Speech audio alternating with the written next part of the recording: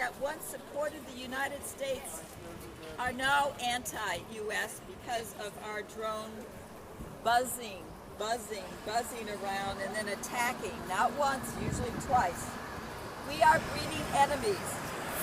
I carry a sign of a 65-year-old woman, a grandmother, a midwife, who is working to save lives, to bring lives into the world. She was out in her garden with her kids, grandkids. Whammo, the missile came through. The injustice of this is terrifying.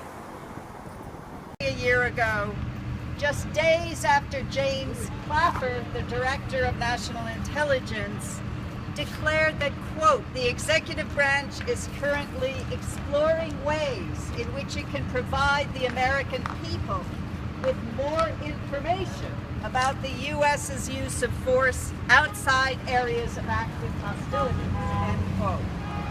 So we were promised transparency, but we then had nearly a year of silence until a few weeks ago, when President Obama informed the nation that 4 months previously a drone strike had killed Warren Weinstein, an American hostage, as well as an Italian hostage in Pakistan.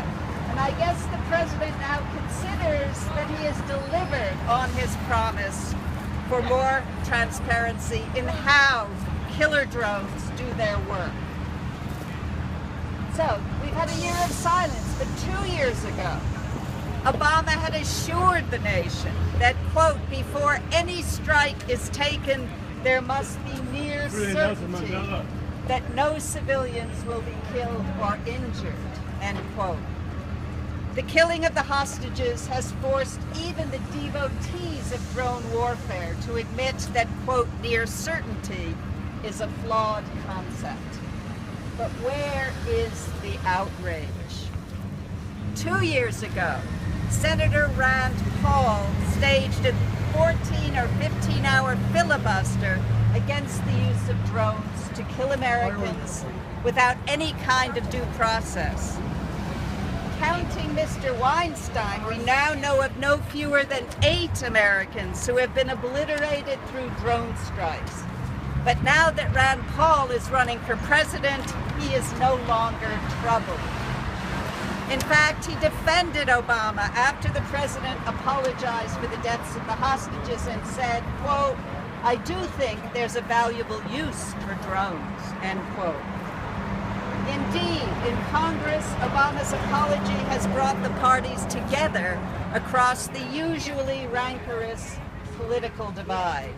In Senator Lindsey Graham's words, quote, I am not going to blame Obama for this, I blame Al-Qaeda, end quote. So there's now a stunning refusal, a bipartisan refusal of elected officials to question the effectiveness of U.S. drone policy. Has anyone bothered to ponder the role that drones have played in the tragic disintegration of Yemen? The Pakistani High Court in Peshawar has condemned drone strikes as an act of aggression. A UN official, Ben Emerson, calls them a violation of Pakistani sovereignty. And MIT's own Noam Chomsky has called the drone program the most extreme terrorist campaign of modern times. Military spending on research these days is $80 billion. During the height of the Cold War, it was $70 billion.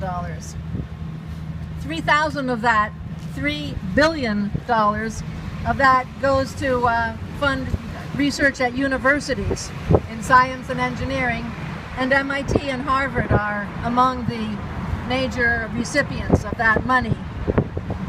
The Pentagon is the #1 sponsor of on-campus research for MIT, to the point where people call it the Pentagon on the Charles. MIT also operates Lincoln Labs, which does classified research on missile defense and sensors and intelligence, surveillance, including unmanned systems.